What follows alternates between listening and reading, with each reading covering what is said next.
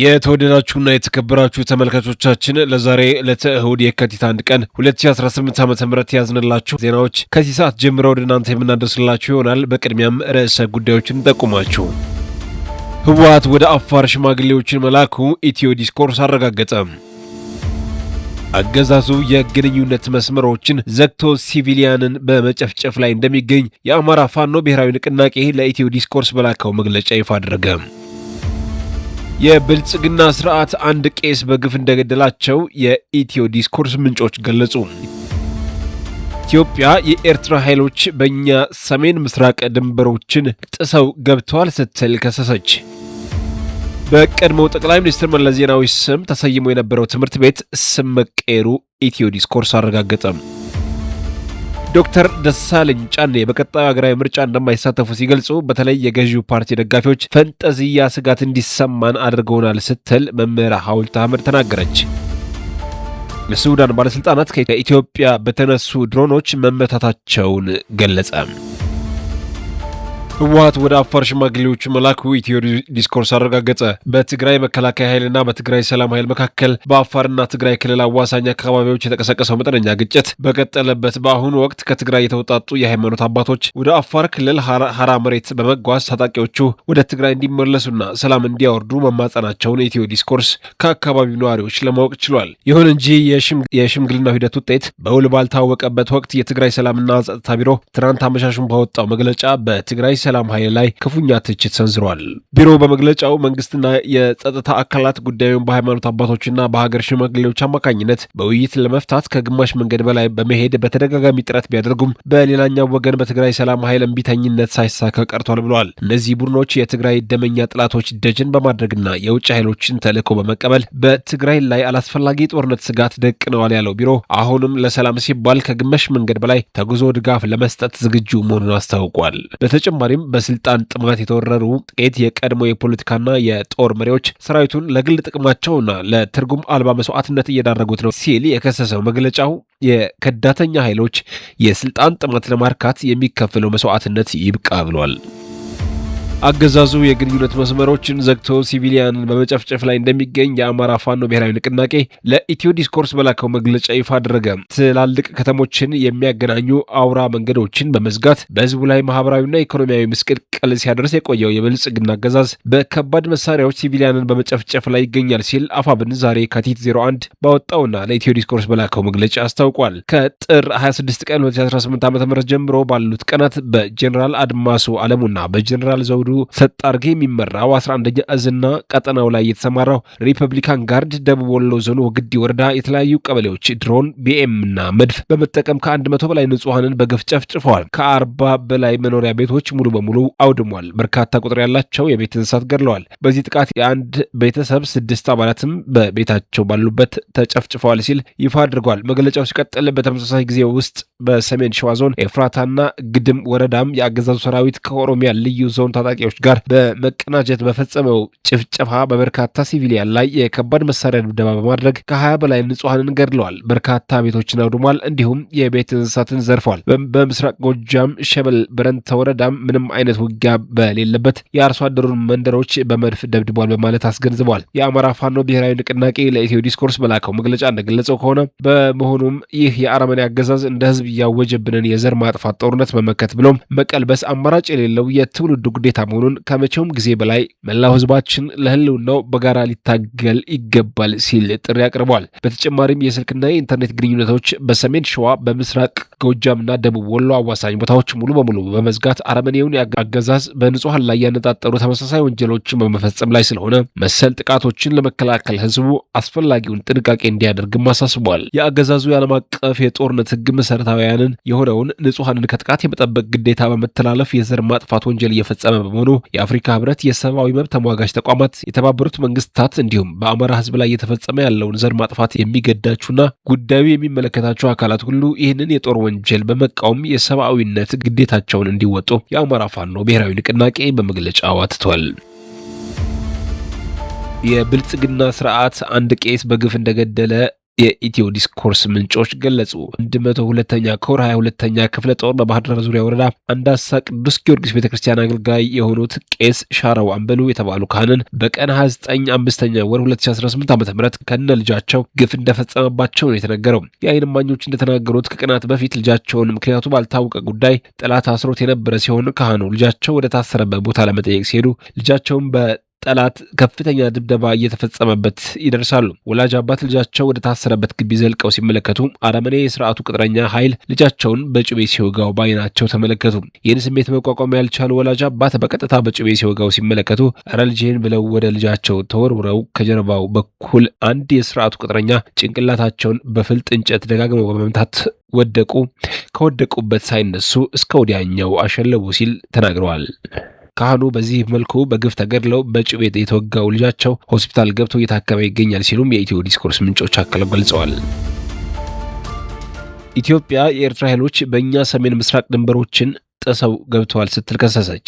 ኤርትራ የኢትዮጵያ ድንበርን በመጣስ ወረራ ያለችውን ጥቃት መፈጸሟን በውጭ ጉዳይ ሚኒስቴር በኩል ኤርትራ በይፋ በደብዳቤ ያሳውቃለች። በዚህም የኤርትራ መንግስት በኢትዮጵያ ውስጥ የሚገኙ የተለያዩ ታጣቂ ቡድኖችን በቀጥታ የቁሳቁስ ድጋፍ ሲያደርግ ቆይቷል ስትል በላከችው ደብዳቤ ከሳለች። ባለፉት ቀናት ያለው ሁኔታ የኤርትራ መንግስት ሌላ ግጭት እንዲቀሰቀስ የሚያመላክቱ ናቸው ያለው ደብዳቤው የኤርትራ ኃይሎች በእኛ ሰሜን ምስራቅ ድንበሮች ጥሰው ገብተዋል ብሏል። በሰሜን ምዕራብ በኩልም ከአማጽያን ኃይሎች ጋር በመቀናጀት የጋራ ወታደራዊ ጥቃት እየፈጸሙ ይገኛሉ።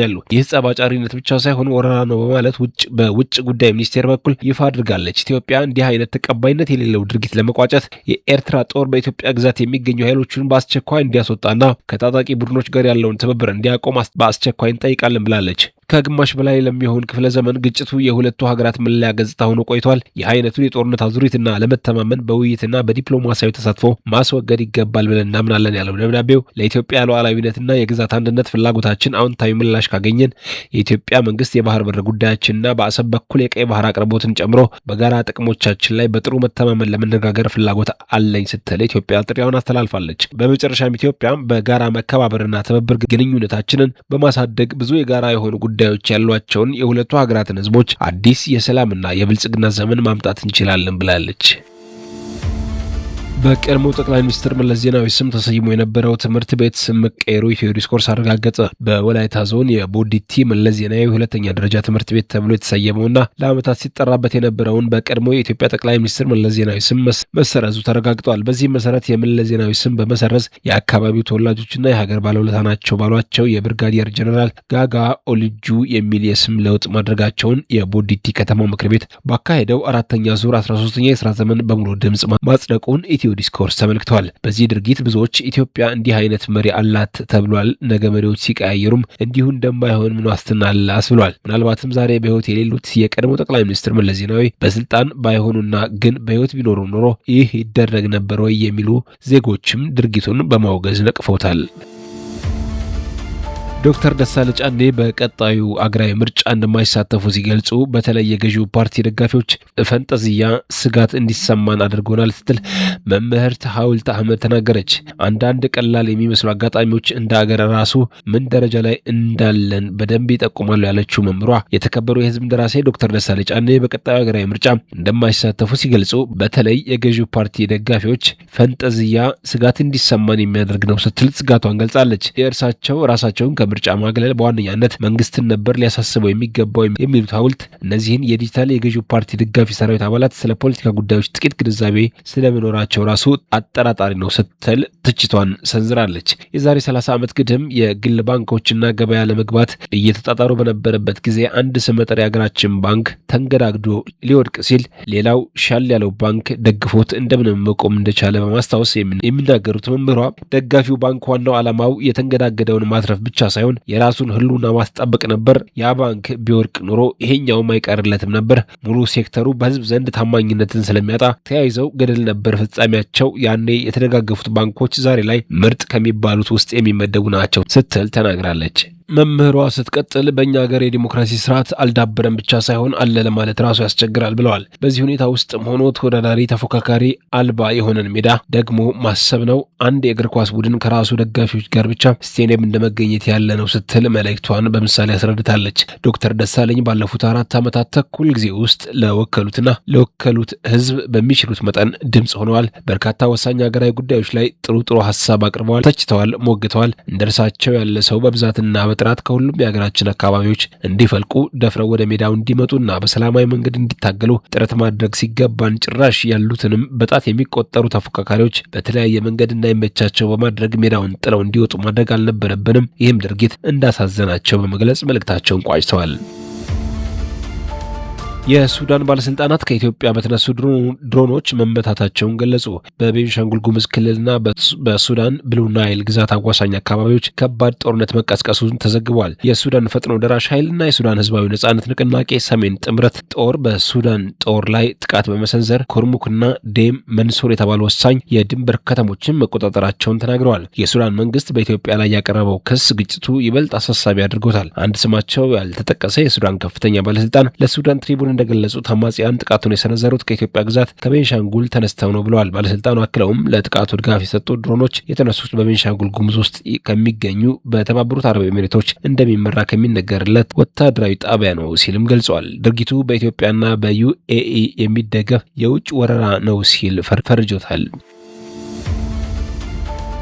ተመልካቾቻችን ለዛሬ ዕለተ እሁድ የካቲት 1 ቀን 2018 ዓ.ም ያቀረብንላችሁ የምሽት ዜናዎች በዚህ ተቋጭተዋል። ከመሰናበታችን በፊት ርዕሰ ጉዳዮችን በድጋሚ እናስታውሳችሁ።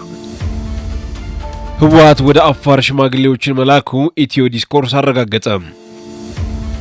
አገዛዙ የግንኙነት መስመሮችን ዘግቶ ሲቪሊያንን በመጨፍጨፍ ላይ እንደሚገኝ የአማራ ፋኖ ብሔራዊ ንቅናቄ ለኢትዮ ዲስኮርስ በላከው መግለጫ ይፋ አደረገ።